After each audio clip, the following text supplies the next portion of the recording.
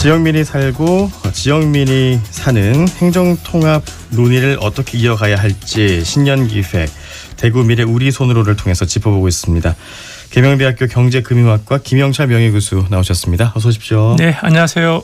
예, 저희가 그동안 행정통합 논의와 지방분권 개헌론에 대해서 살펴봤는데 헌법 개정 필요성에 대해서 어느 정도 우리 사회가 공감대가 이제 만들어지고 있는 것 같습니다. 근데 정작 시선을 대구 경북 지역 내부로 돌려보면 지속적인 발전을 가로막는 여러 문제점이 있다라는 목소리도 큰데 이제 많은 분들이 하는 얘기가 지금 상태에서 행정통합을 하게 되면 우리 지역이 정말로 잘 살게 되는 것인가, 뭐 얼마나 달라질 수 있나 이런 말들을 좀 많이 하시더라고요.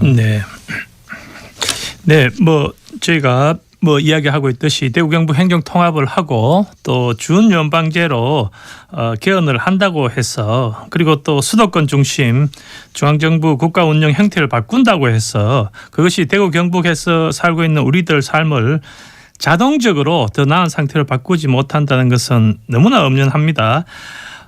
대구 경북이 잘 살기 위해서는 말하자면 대구 경북에서 더 좋은 일자리가 만들어지고 또 혹은 이곳의 청년이 지역을 떠나지 않아도 충분히 만족스러운 생활을 할 수 있고 또 자영업자 혹은 중소상공인이 폐업 걱정하지 않고 열심히만 일하며 먹고 살 수 있도록 하기 위해서는 단적으로는 지역 내부의 분위기가 바뀌어야 되고 또 혁신의 동력이 만들어져야 된다고 생각을 합니다. 예, 그러니까 지금은 조금 지역의 분위기가 침체돼 있다 이렇게 볼 수 있고, 그러니까 자체적으로 지역이 변화하고 혁신할 수 있는 동력이 있어야 된다는 그런 말씀이신 거잖아요. 네, 그렇죠. 예. 지역이 스스로 주체가 되어서 내발적 발전 역량이 내부에서 작동되어야 우리가 잘 살 수 있게 됩니다. 대구 경북 행정통합을 해야 한다. 그리고 또 분권형 개헌을 해야 한다는 것은 결국은 지역 내부의 주체적 혁신 역량을 키우기 위한 제도적 조건을 만들기 위한 노력에 불과합니다. 아무리 제도적 조건이 갖추어진다고 해도 지역사회가 내부적으로 혁신과 변화를 적극적으로 수용하지 못하면 지역사회 발전은 불가능하다고 생각합니다. 네, 지역이 자체적으로 변화 혁신할 수 있어야 한다. 참 어렵습니다, 그죠? 동력이 약하다고 봐야 되겠죠. 아무래도. 네, 제가 이런 이야기를 우선 드리겠습니다. 대구 경북에서 다수의 대통령과 장관을 배출했지 않습니까? 네. 그리고 또 높은 득표율로 국회의원을 투표를 뽑아서 정치적 집권 세력을 만들어주고 또 다수당이 되도록 지지했습니다. 그런데 그들이 중앙정부 혹은 국회에 진출해서 지역을 위해서 기여한 것이 그렇게 눈에 띄지 않습니다. 나름대로 그분들은 엄청난 노력을 했다고 강변은 할 수 있겠지만 지역에서 살고 있는 사람들의 삶은 갈수록 팍팍해지고 있는 것 또한 현실이거든요. 중앙정부에 의존해서 혹은 정치적 역량을 동원해서 특혜를 받고 또 지원을 받아도 지역의 대다수의 사람들이 누릴 수 있는 지역 전체 발전이 불가능하다는 것이 이제 뚜렷하게 드러나고 있습니다. 예, 그러니까 대구 경북 지역민들의 많은 지지를 얻어서 정권을 잡고 다수당이 됐어도 지역민들의 삶은 크게 달라지지 않았다 이런 말씀이신데 이 강조하고 계신 부분이 중앙 집중형 국가 운영 방식에 기대서 이제 지역 발전을 이끌어간다면 더 이상의 큰 발전은 없다 이런 거잖아요. 네. 중앙 집중형 국가 운영 방식이라는 것이 계속 말씀드립니다만 수도권 중심주의만 강화하고 지방은 소멸의 단계까지 오는 이런 상황인데요. 그나마 다행스러운 것은 지역민들이 이런 점들을 점차 자각하고 있다는 사실입니다.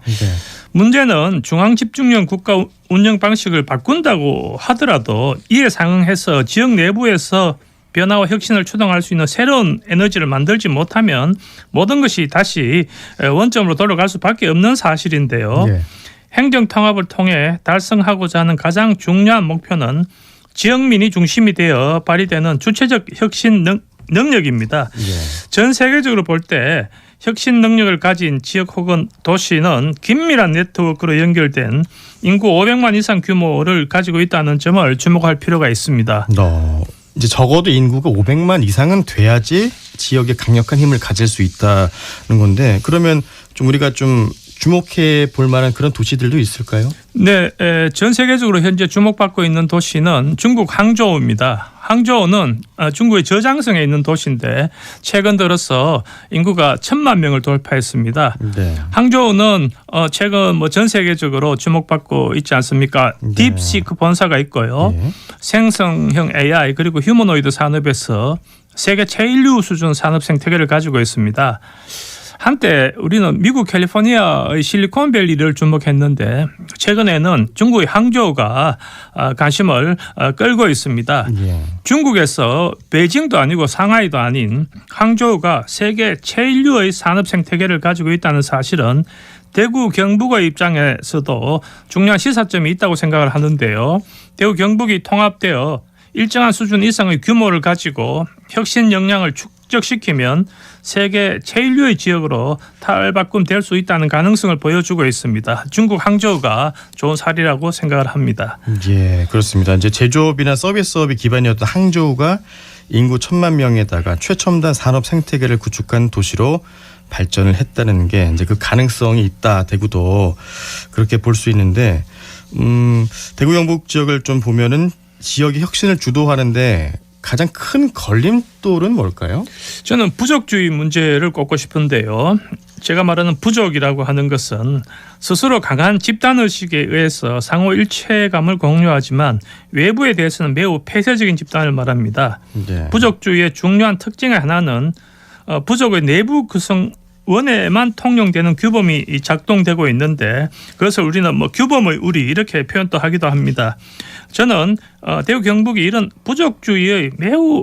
부족주의 안에 폐쇄적으로 작동하는 규범의 우리가 있다고 생각을 하는데요. 예. 이러한 규범의 우리로 탈피해야지 비로소 개방적이고 역동적인 지역 그리고 혁신을 주도할 수 있는 지역으로 거듭날 수 있다고 생각을 합니다. 그러니까 규범은 사회나 집단에서 받아들여지는 행동이나 그 가치 기준이 될 텐데 그걸 따르고 지켜야지 공동체가 돌아가는 거잖아요. 네.